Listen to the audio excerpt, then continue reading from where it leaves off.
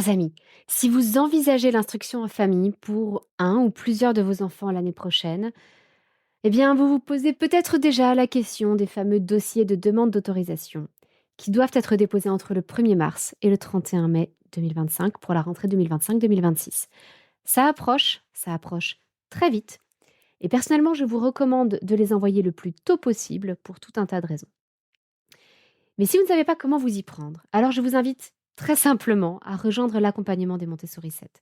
Cet accompagnement, je l'ai créé en particulier avec les familles en IEF à l'esprit. Vous allez y retrouver 3 choses. Premièrement, des ressources chaque mois sur un nouveau thème qui vont pouvoir venir compléter votre instruction. Par exemple, les ressources du mois de janvier étaient sur l'apprentissage des chiffres romains, avec plein de ressources très ludiques pour les enfants. Toujours dans un esprit Montessori, puisque c'est le cœur de la pédagogie que moi-même je pratique et à laquelle je forme. Deuxième chose, le soutien d'une communauté vraiment bienveillante, vraiment chaleureuse, de belles personnes, tout simplement. L'accompagnement réunit toujours à peu près 80 familles, donc c'est à la fois suffisamment petit pour se sentir à l'aise, pour apprendre à connaître les gens et en même temps suffisamment grand pour avoir une vaste, variété de profils et de particularités dans la pratique de l'instruction en famille. Et la troisième chose, ce sont les séances de questions-réponses, 2 fois par mois, durant lesquelles vous pouvez me poser toutes vos questions en direct sur Zoom. Je vous laisse maintenant écouter votre épisode et puis je vous en reparle un petit peu plus, en fin de parcours.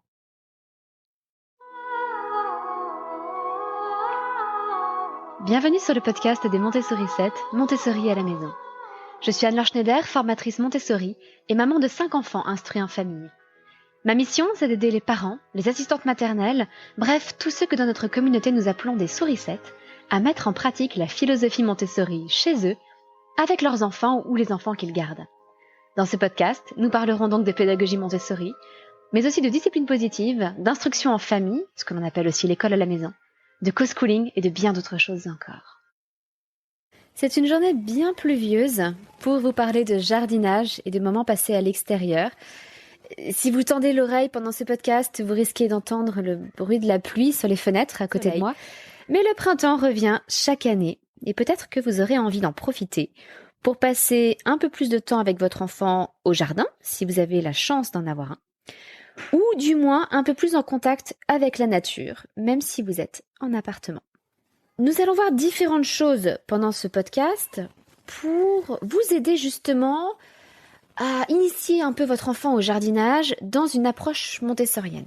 Alors je parle d'approche montessorienne parce que d'un côté, la pédagogie Montessori travaille les sciences naturelles en partant du concret, en partant de la nature, du temps passé à l'extérieur, au contact avec les plantes, etc. Mais à côté de ça, Maria Montessori n'a jamais défini ou prôner une méthode de culture spécifique et je ne vais certainement pas vous dire la permaculture c'est Montessori ou quoi que ce soit d'équivalent. Donc ce que je vais m'efforcer de faire durant ce podcast, c'est de vous donner des éléments pour adapter le jardinage à vos enfants à travers 3 points importants. Avant tout, comment aménager un coin spécifique pour que l'enfant puisse jardiner. Ensuite, quel genre de choses planter? Et enfin, que faire et comment réagir si vos enfants se retrouvent un petit peu dégoûtés par le contact avec la terre ou par tous les petits animaux qu'ils vont forcément rencontrer en essayant de cultiver différentes choses. Donc voilà ce que je vais m'efforcer de faire. En revanche, je vous laisserai totalement autonome pour rechercher par vous-même la méthode de culture qui vous conviendra le mieux. La culture en carré, la permaculture, etc.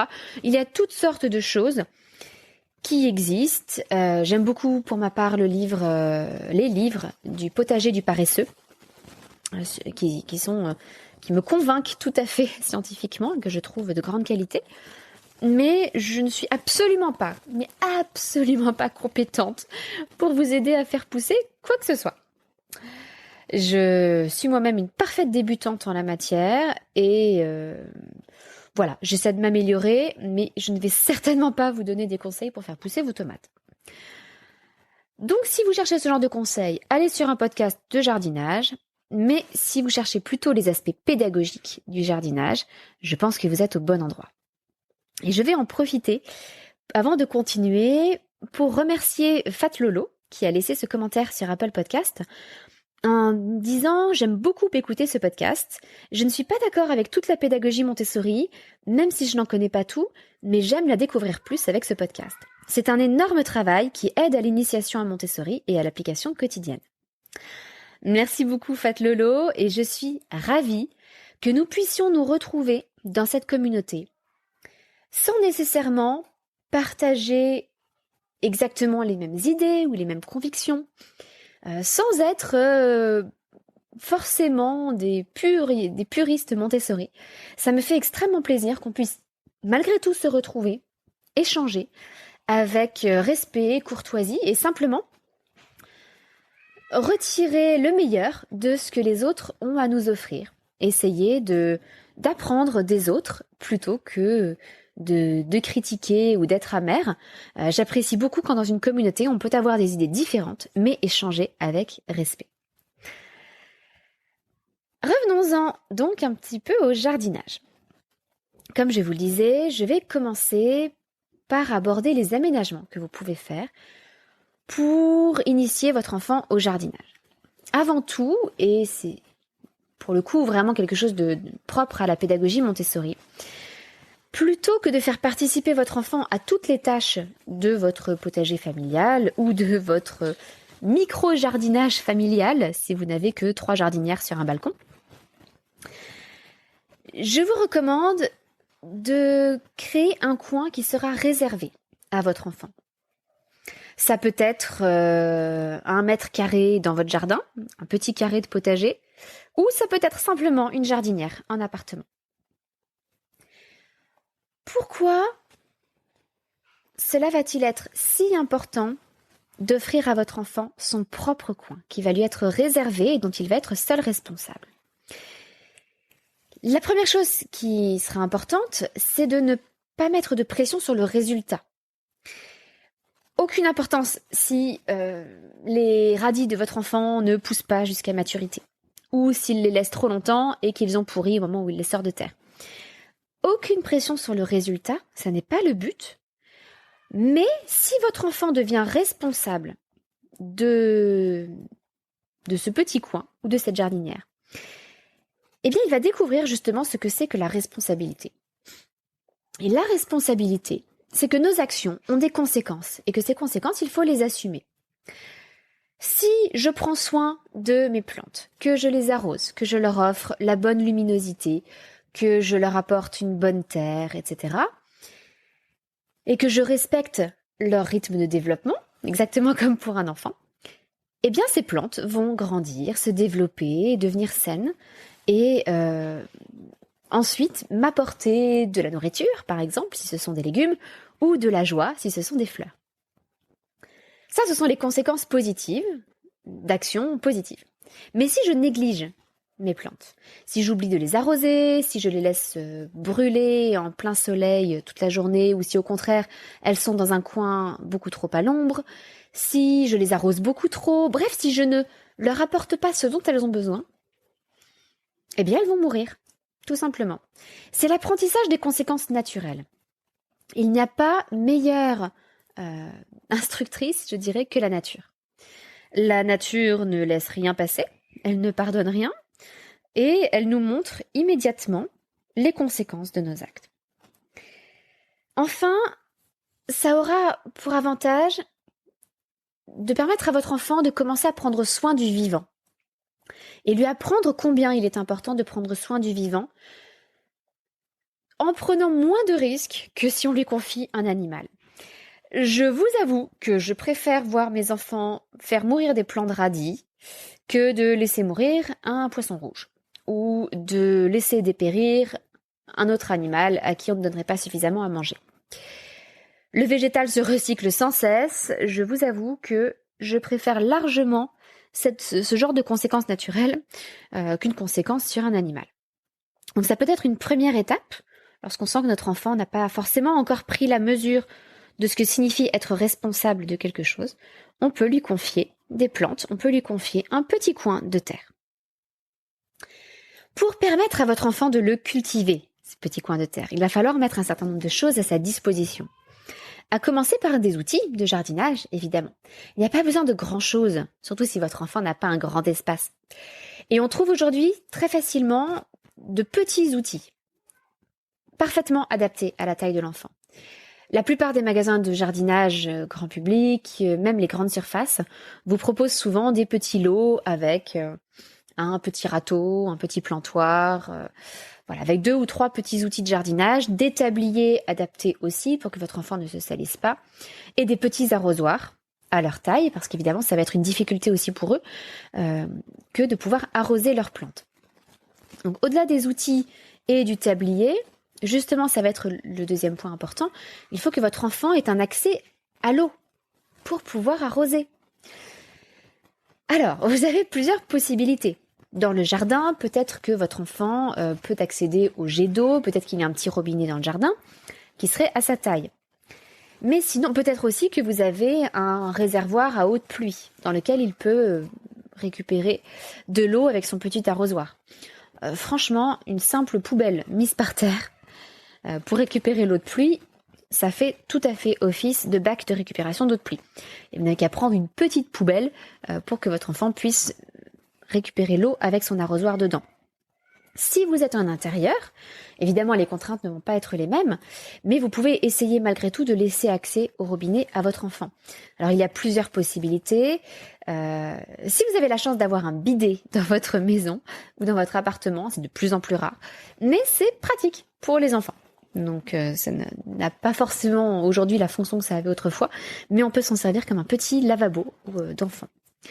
Vous pouvez sinon utiliser des rallonges de robinet, ça existe aussi, pour faciliter les choses pour votre enfant, pour qu'il puisse mettre l'arrosoir de façon à récupérer l'eau du robinet. Mais souvent la difficulté c'est que les enfants n'ont pas accès au robinet lui-même. Donc vous pouvez avoir à ce moment-là tout simplement un bac d'eau ou une fontaine à eau que vous laissez remplie à la maison. On trouve des fontaines à eau un peu partout, il y en a chez Ikea par exemple, où il y a simplement un petit robinet à tourner, très simple pour les enfants, et il peut remplir son arrosoir avec.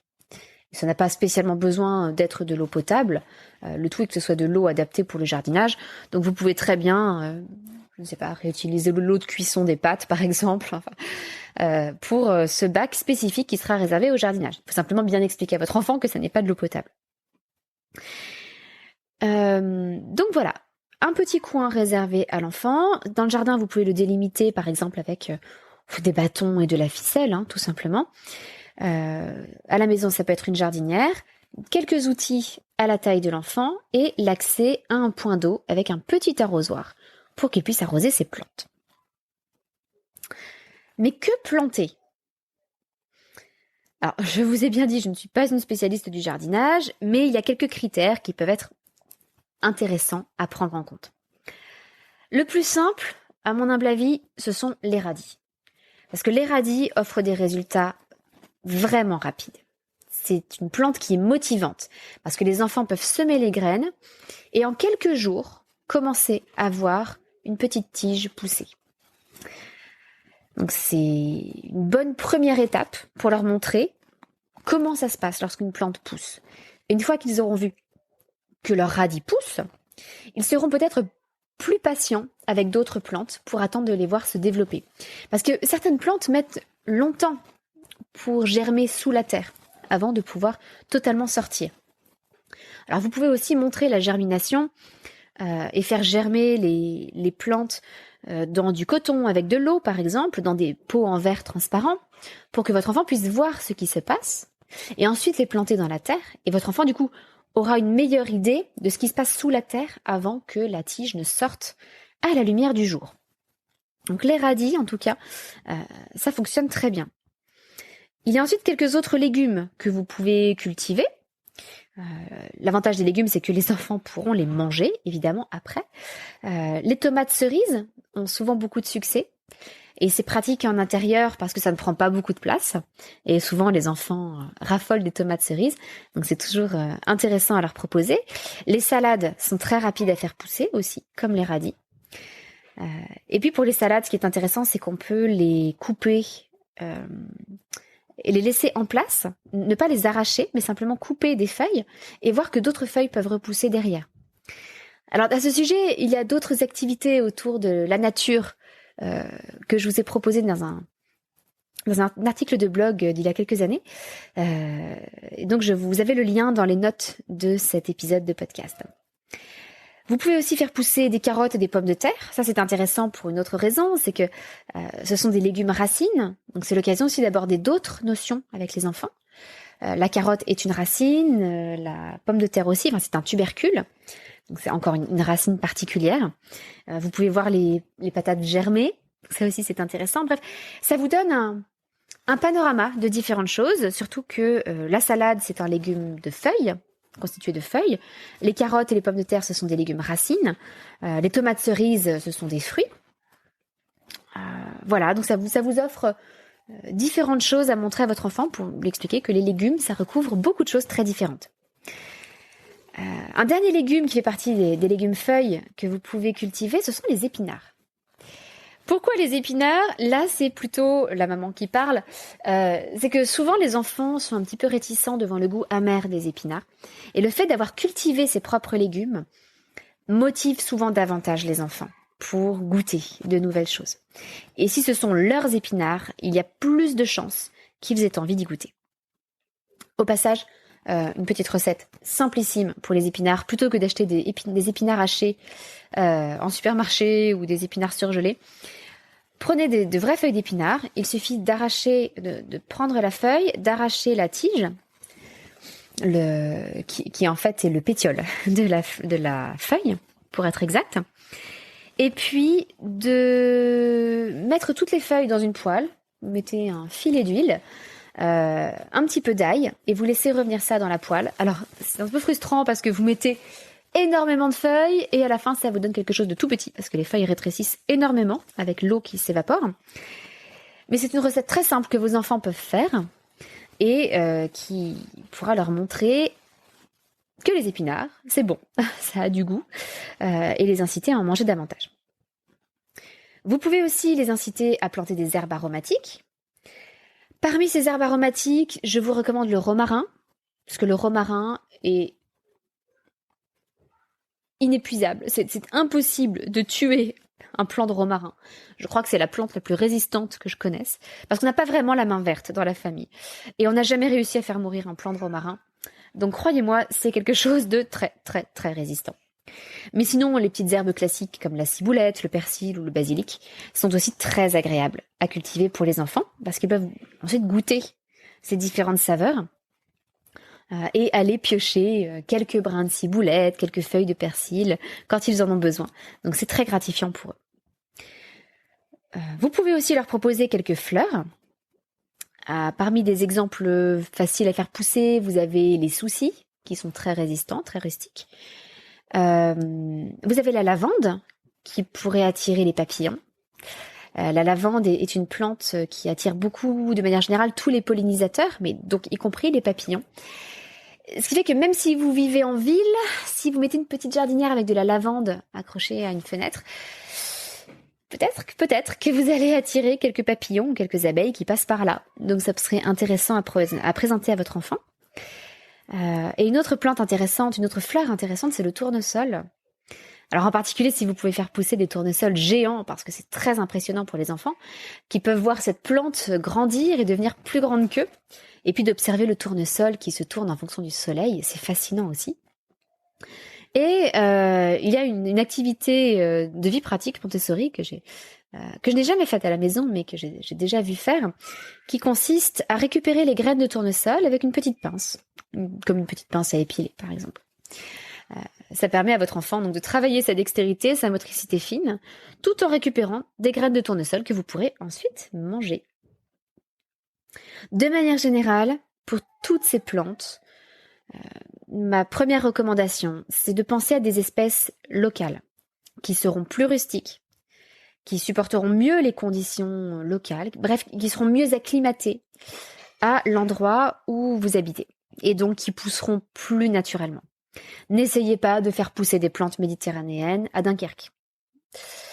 Si vous avez la main très verte et que vous avez beaucoup de chance, peut-être que ça fonctionnera, mais ça n'est pas gagné. Dernier point très très important, c'est de faire attention aux plantes toxiques.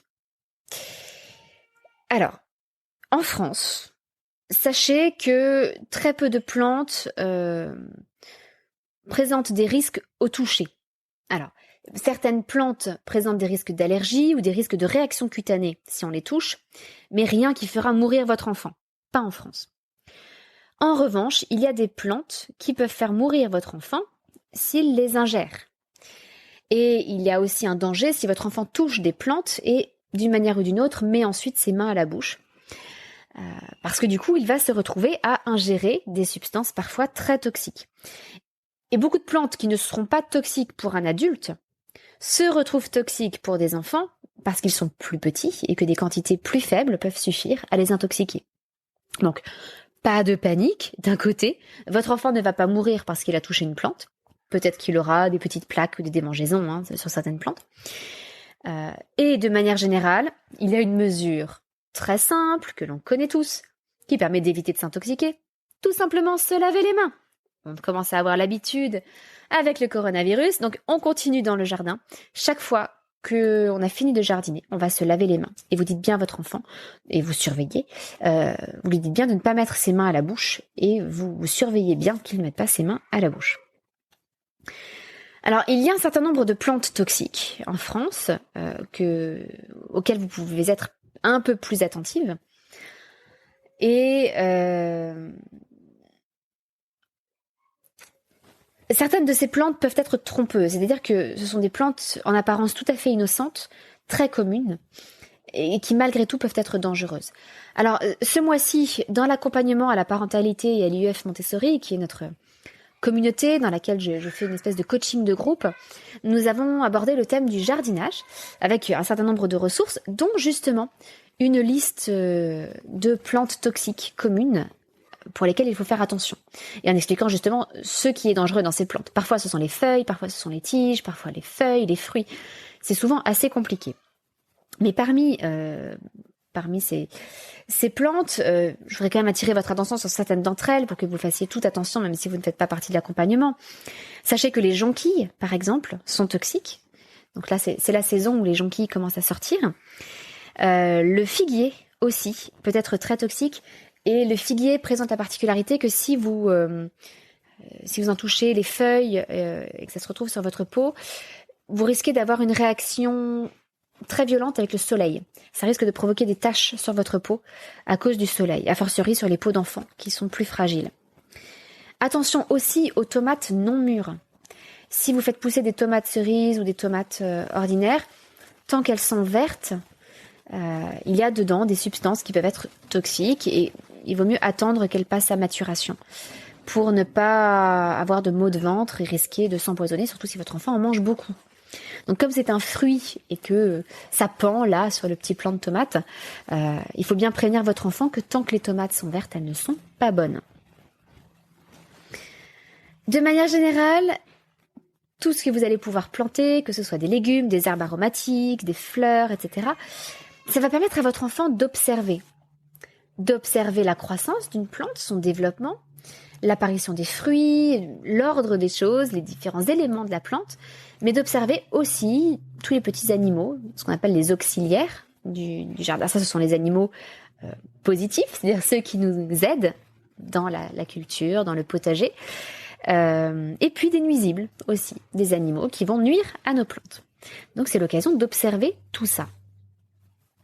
Et observer la nature, comme je vous le disais en introduction, c'est vraiment la première étape pour tout travail de sciences naturelles dans la pédagogie Montessori. L'article dont je vous parlais, que j'ai fait il y a quelques années, parlait justement des nomenclatures de sciences naturelles et vous recommandez d'oublier pour un instant les nomenclatures pour créer avant tout un contact concret avec la nature, pour justement permettre à votre enfant d'observer. Les nomenclatures viendront dans un second temps. C'est simplement un travail d'approfondissement, les nomenclatures. Mais en observant toutes ces petites bêtes et en mettant les mains dans la terre, peut-être que votre enfant va être un petit peu dégoûté. Certains enfants en particulier ne supportent pas le contact avec la terre. ou le fait de se salir. Ils ont très peur de se salir. C'est surtout fréquent chez les très jeunes enfants ou éventuellement chez des enfants neuroatypiques qui peuvent être très sensibles à différents contacts et au fait de se salir. À ce moment-là, je vous conseille de leur montrer comment se laver les mains soigneusement. Et il y a une façon de présenter les choses qui est celle de Maria Montessori, que je trouve très belle quand on se lave les mains, c'est qu'une fois qu'on regarde l'eau sale, parce que lorsqu'on se lave les mains qui sont pleines de terre, l'eau devient un peu marron avec des saletés dedans, eh bien on dit à l'enfant, regarde la belle eau sale. Cette eau, elle n'est pas dégoûtante, elle n'est pas moche, elle est sale, certes, mais ce n'est pas mauvais d'être sale. Cette eau, elle est sale parce qu'elle nous a nettoyés. Donc cette eau, elle est belle. C'est de la belle eau sale. Mais parfois, ce sont les animaux qui dégoûtent les enfants ou leur font peur. La première chose, c'est de ne surtout pas leur transmettre nos propres dégoûts. Il est évident que si votre enfant vous voit faire la moue devant une limace ou avoir une réaction de répulsion devant un ver de terre, ils vont attraper ces mêmes réactions. Et croyez-moi, je suis sensible à votre douleur si vous êtes vous-même dégoûté par certains de ces animaux. Personnellement, je suis vraiment dégoûtée, ça me répugne profondément de voir des limaces, des escargots, des vers de terre. Tous ces petits animaux qui sont gluants et qui me dégoûtent, c'est comme ça. Mais justement, je prends sur moi-même et j'essaie de faire un effort particulier lorsque je vois ces petits animaux dans notre jardin pour ne surtout pas avoir l'air dégoûté devant mes enfants. Et nous sommes allés à la pêche durant nos dernières vacances. Et justement, j'ai aussi mis un point d'honneur à essayer de dépasser mes propres répulsions en accrochant moi-même des vers de terre sur nos hameçons. Croyez-moi, ça n'était pas mon moment préféré, mais voilà, il faut apprendre, nous aussi adultes, à dépasser nos répulsions. Mais justement, c'est plus facile de dépasser nos répulsions quand on met en valeur le rôle de chacun de ces petits animaux dans la nature. Maria Montessori les appelait les petits balayeurs de la nature, et je trouve ça très beau. Ils ont tous leur rôle à jouer. Par exemple, les cloportes, les araignées, les vers de terre, les petites fourmis. Certains animaux vont nous dégoûter ou pas. Personnellement, je n'ai pas tellement de répulsion vis-à-vis des araignées. Mais c'est le cas pour beaucoup de gens. En revanche, comme je vous l'ai dit, moi, ce sont les vers de terre. Mais quand on sait que les vers de terre, tout le travail qu'ils font pour décomposer les éléments végétaux qui sont morts et enrichir la terre grâce à ces éléments, eh bien, on peut présenter les choses de façon différente à nos enfants. Et leur dire, par exemple, lorsqu'on creuse un petit peu dans la terre pour planter quelque chose et qu'on découvre un ver de terre, « Oh, cette terre doit être très riche, parce qu'il a des vers de terre. » Alors ça me fait rire aujourd'hui, parce que chaque fois que mes enfants, dans la nature, voient des petits vers de terre sortir, c'est devenu leur réflexe. Ils s'exclament « Oh, la terre doit être super riche ici !» Et ça me fait rire parce que c'est simplement ma réaction à moi pour éviter de paraître dégoûtée qu'ils ont adopté. Mais du coup, eux, ils sont ravis de voir des vers de terre dans leur potager. Donc tant mieux pour eux. Bon, moi, je suis toujours pas ravie, mais je me fais une raison. Une fois qu'on a mis en valeur le rôle de chaque chose, essayez de comprendre leur rôle dans le cycle de la vie, le cycle de la nature. On peut aussi encourager les enfants à les observer et essayer de mieux les connaître, peut-être en faisant des recherches sur eux aussi.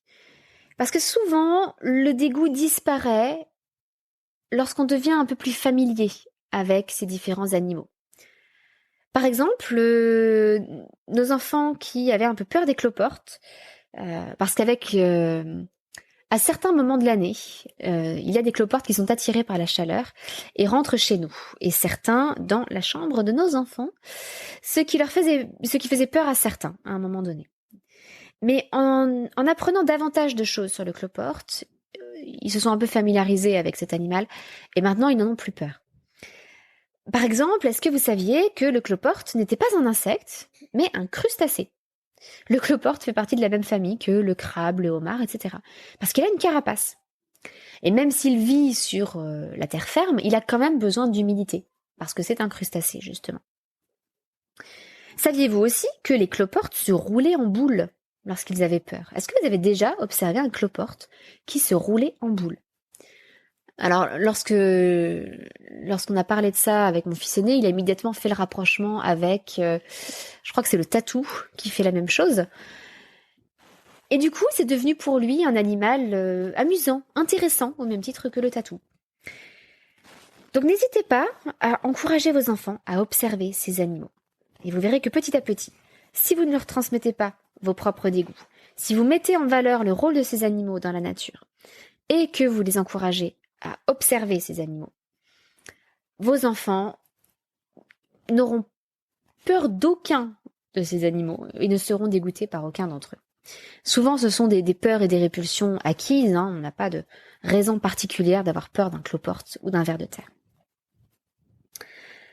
Alors, dans notre accompagnement à la parentalité et à l'IEF Montessori, nous avons abordé beaucoup d'autres choses, évidemment, pour compléter tout ça. Je fournis en particulier toute une liste de ressources autour du jardin, des idées de livres, des images classifiées. On a proposé en particulier des images classifiées des auxiliaires de la nature, justement pour connaître un peu mieux tous ces petits animaux, comme la coccinelle ou certaines chauves-souris qui préservent les plantes de certains nuisibles. Nous avons aussi réalisé un calendrier de plantation et de récolte pour que les enfants puissent savoir chaque mois ce qu'ils peuvent faire, ce qu'ils peuvent semer, planter, récolter ou consommer, parce que c'est important aussi. Dans l'accompagnement, il y a aussi des images classifiées sur les outils de jardinage. Et voilà, plein de ressources autour du jardinage et du potager. Une liste aussi de plantes toxiques auxquelles faire attention avec nos enfants. Donc si ce thème vous intéresse particulièrement, eh bien peut-être que c'est le moment ou jamais de nous rejoindre dans l'accompagnement pour rejoindre une communauté de parents qui veulent s'inspirer de la pédagogie Montessori au quotidien, aussi bien dans la parentalité que dans l'instruction qu'ils peuvent donner à leurs enfants, à la place ou en complément de l'école. Vous savez que j'aime bien finir ces épisodes par les activités qui plaisent à nos enfants en ce moment, et je vous avais promis de vous parler un petit peu plus des activités des plus grands. Et justement, cela fait plus d'un mois, sans doute plus d'un mois et demi même, que notre aîné, François, guette avec impatience le passage du facteur tous les jours, dans l'espoir de voir arriver des colis. Pourquoi ? Non pas qu'il ait passé commande de quelque chose, mais tout simplement parce qu'il récupère les cartons en ce moment pour nous préparer un exposé sur l'armée romaine. Et alors je n'ai pas le droit d'aller voir ce qu'il fait sous sa table dans sa chambre. Il a caché tout ça par un rideau pour nous en faire la surprise, mais je pense qu'il est en train de fabriquer une armure romaine avec tous ces cartons. Donc j'ai très hâte de voir le résultat. Mais de manière générale, avec les 6-12 ans, je trouve ça formidable de les voir s'intéresser à des sujets précis, faire des recherches dessus, se plonger dans les livres et accomplir des projets liés, des projets de bricolage ou autres, comme celui que nous prépare actuellement François. C'est tout pour aujourd'hui. J'espère vous avoir encouragé à passer un petit peu plus de temps en extérieur, au contact avec la nature, avec vos enfants. Et je vous dis à la semaine prochaine, à mardi prochain pour un nouvel épisode. Bonne semaine, votre petite sourisette, Anne-Laure.